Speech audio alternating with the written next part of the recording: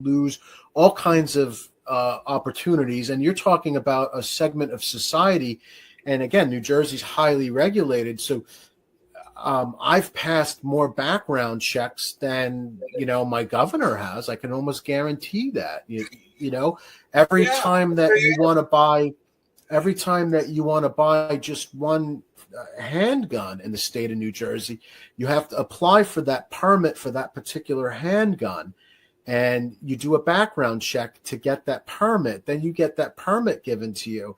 And then you take that permit and you go to the gun store, which now it's all digital, so it's in the ether. So you go to the gun store, you say, I've got a permit in the system, and they pop the permit that says you've got a clean background check. And what do? They run another background check on you.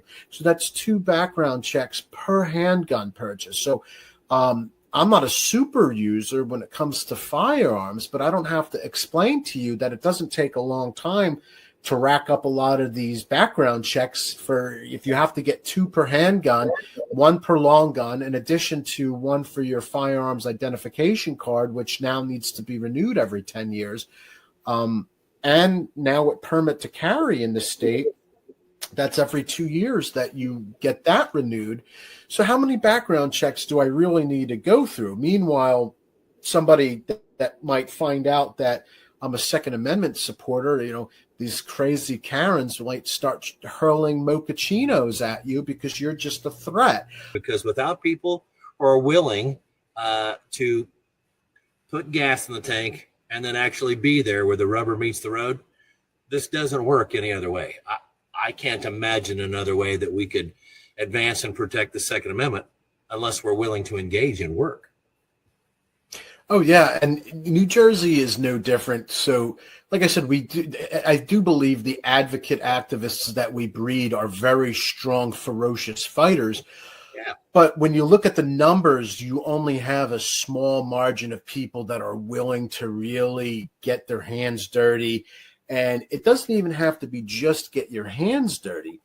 This is a state where, being involved or connected to firearms or the Second Amendment can alienate you completely from society that you know of. And this is a place where every other home, when you're going down the street, unless they're wearing their politics on their sleeve, which they sometimes do during election season, right? You might see every other sign be a Trump sign or a Harris sign, where I live, which is cool because diversity of thought and opinion is a cool thing.